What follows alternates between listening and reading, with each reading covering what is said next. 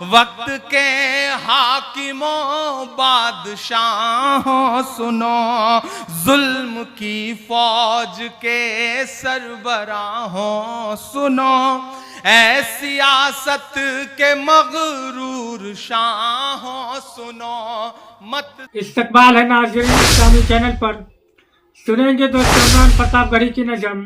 اس سے پہلے بتا دوں، ہندو سینا کی ASI سے مانگ دلی کی جامع مسجد کا ہو سروے۔ آئیے دوستو پہلے سنیں گے عمران پرتاپ گڑھی کی نظم، تو آپ سے گزارش ہے ویڈیو کو لائک اور چینل کو سبسکرائب ضرور کیجیے۔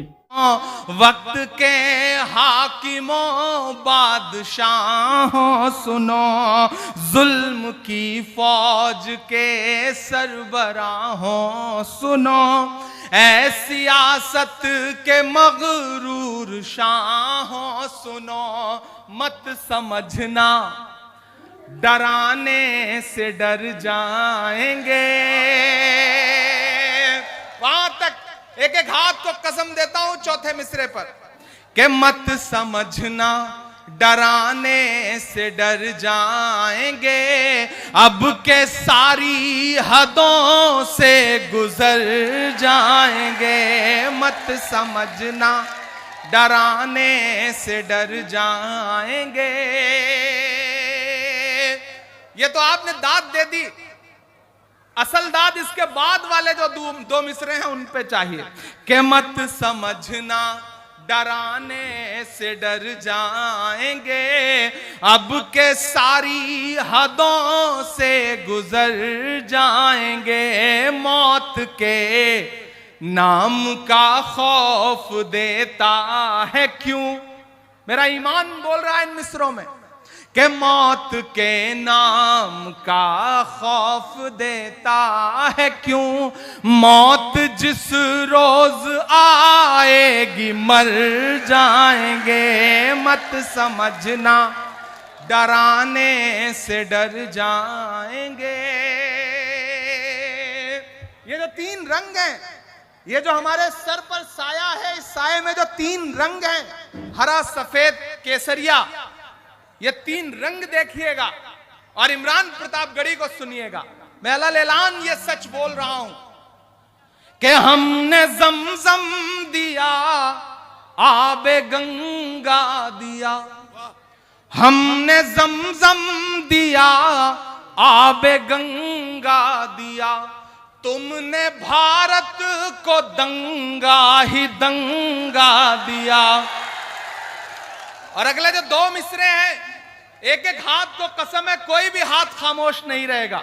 میں کوشش کرتا ہوں اپنے رنگ میں آنے کی، آپ بھی اسی رنگ میں آ کر کے مجھے بتائیے کہ ہم نے زمزم دیا، آب گنگا دیا، تم نے بھارت کو دنگا ہی دنگا دیا، تم نے ایک رنگ کے خواب دیکھے مگر، تم نے ایک رنگ کے خواب دیکھے مگر، ہم نے ہندوستان کو ترنگا دیا، زمزم دیا، آب گنگا دیا، تم نے بھارت کو دنگا ہی دنگا دیا، تم نے ایک رنگ کے خواب دیکھے مگر، ہم نے ہندوستان کو ترنگا دیا۔ یہ ترنگا، اب تیار رہنا کہ یہ ترنگا بدن پر لپیٹے ہوئے، یہ ترنگا بدن پر لپیٹے ہوئے ایک دن اس زمین میں اتر جائیں گے، مت سمجھنا ڈرانے سے ڈر جائیں گے، اب کے ساری حدوں سے گزر جائیں گے۔ واہ واہ واہ، بہت اچھا سن رہے ہیں آپ۔ میں ایک نظم کے دو بند آپ کو اور سنا دیتا ہوں آخر۔ ارشاد کہ میرے مسکن I love you too. یہ دیکھو شکریہ. بھائی اس کے آئی لو یو پہ ایک بار یار کہہ ہی دو آئی لو یو ٹو.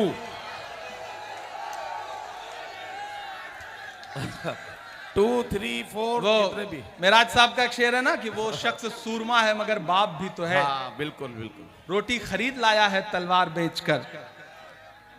اب شاعر ہونے کے ساتھ ساتھ سانسد بھی ہوں تو کچھ دائرے ہیں, کچھ مجبوریاں ہیں, انہیں نبھانا پڑتا ہے. لیکن آپ بہت اچھا سن رہے ہیں. میں ایک نظم سناتا ہوں آپ کو. ارشاد. آپ اگر کھڑے بھی ہیں تو کھڑے رہیے لیکن شور مت کریے. شور بس داد دیتے وقت کریے, اس کے بعد سکون سے رہیے. بہت خوبصورت مشاعرہ چل رہا ہے, یہ محبت کی محفل ہے. اس میں تو آپ جس جوش اور جذبے کے ساتھ کھڑے ہیں, میں اس کے لیے تو آپ کو مبارکباد دینے کے علاوہ اور کچھ نہیں کہہ سکتا. آپ بہت اچھے لوگ ہیں, بہت پیارے لوگ ہیں. کہ میرا مسکن میری جنت کو سلامت رکھنا. حضرت انس بن مالک رضی اللہ عنہ فرماتے ہیں کہ رسول اللہ صلی اللہ علیہ وسلم کی عبادت کے بارے میں پوچھنے کے لیے 3 شخص ازواج مطہرات کے پاس آئے. جب ان لوگوں کو رسول اللہ صلی اللہ علیہ وسلم کی عبادت کا حال بتایا گیا تو انہوں نے آپ صلی اللہ علیہ وسلم کی عبادت کو تھوڑا سمجھا اور کہا ہمارا رسول اللہ صلی اللہ علیہ وسلم سے کیا مقابلہ. اللہ تعالیٰ نے آپ صلی اللہ علیہ وسلم کی اگلی پچھلی لغزشیں اگر ہو بھی تو معاف فرما دی ہیں. ان میں سے ایک نے کہا میں ہمیشہ رات بھر نماز پڑھا کروں گا. دوسرے نے کہا میں ہمیشہ روزہ رکھوں گا اور کبھی ناغہ نہیں ہونے دوں گا. تیسرے نے کہا میں عورتوں سے دور رہوں گا, کبھی نکاح نہیں کروں گا. ان میں آپس میں یہ گفتگو ہو رہی تھی کہ رسول اللہ صلی اللہ علیہ وسلم تشریف لے آئے اور فرمایا کیا تم لوگوں نے یہ باتیں کہی ہیں؟ غور سے سنو. اللہ تعالیٰ کی قسم میں تم میں سب سے زیادہ اللہ تعالیٰ سے ڈرنے والا ہوں اور تم میں سب سے زیادہ تقوی اختیار کرنے والا ہوں. لیکن میں روزہ رکھتا ہوں اور نہیں بھی رکھتا, نماز پڑھتا ہوں اور سوتا بھی ہوں اور عورتوں سے نکاح بھی کرتا ہوں. یہی میرا طریقہ ہے, لہذا جس نے میرے طریقہ سے اعراض کیا وہ مجھ سے نہیں ہے. حضرت انس بن مالک رضی اللہ عنہ سے روایت ہے کہ رسول اللہ صلی اللہ علیہ وسلم نے مجھے ارشاد فرمایا میرے بیٹے اگر تم صبح شام ہر وقت اپنے دل کی یہ کیفیت بنا سکتے ہو کہ تمہارے دل میں کسی کے بارے میں ذرہ برابر بھی کھوٹ نہ ہو تو ضرور ایسا کرو. پھر آپ صلی اللہ علیہ وسلم نے ارشاد فرمایا میرے بیٹے یہ بات میری سنت میں سے ہے اور جس نے میری سنت کو زندہ کیا اس نے مجھ سے محبت کی اور جس نے مجھ سے محبت کی وہ میرے ساتھ جنت میں داخل ہوگا. حضرت ابو ہریرہ رضی اللہ عنہ رسول اللہ صلی اللہ علیہ وسلم کا ارشاد نقل فرماتے ہیں جس نے میرے طریقے کو میری امت کے بگاڑ کے وقت مضبوطی سے تھامے رکھا اسے شہید کا ثواب ملے گا. حضرت مالک بن انس رحمۃ اللہ علیہ فرماتے ہیں کہ مجھے یہ روایت پہنچی ہے کہ رسول اللہ صلی اللہ علیہ وسلم نے ارشاد فرمایا میں نے تمہارے پاس 2 چیزیں چھوڑی ہے جب تک تم ان کو مضبوطی سے پکڑے رہو گے ہرگز گمراہ نہیں ہوگے, وہ اللہ تعالیٰ کی کتاب اور اس کے رسول کی سنت ہے. حضرت عرباز بن ساریہ رضی اللہ عنہ روایت فرماتے ہیں کہ رسول اللہ صلی اللہ علیہ وسلم نے ہمیں ایک دن صبح کی نماز کے بعد ایسے مؤثر انداز میں نصیحت فرمائی کہ آنکھوں سے آنسو جاری ہو گئے اور دلوں میں خوف پیدا ہو گیا. ایک شخص نے عرض کیا یہ تو رخصت ہونے والے کی نصیحت معلوم ہوتی ہے. پھر آپ صلی اللہ علیہ وسلم نے ہمیں کس چیز کی وصیت فرمائی؟ آپ صلی اللہ علیہ وسلم نے ارشاد فرمایا میں تمہیں اللہ تعالیٰ سے ڈرتے رہنے کی اور امیر کی بات سننے اور ماننے کی وصیت کرتا ہوں، اگرچہ وہ امیر حبشی غلام ہو۔ تم میں جو میرے بعد زندہ رہے گا وہ بہت اختلافات دیکھے گا۔ تم دین میں نئی نئی باتیں پیدا کرنے سے بچو، کیونکہ ہر نئی بات گمراہی ہے۔ لہٰذا تم ایسا زمانہ پاؤ تو میری اور ہدایت یافتہ خلفائے راشدین کی سنت کو مضبوطی سے تھامے رکھنا۔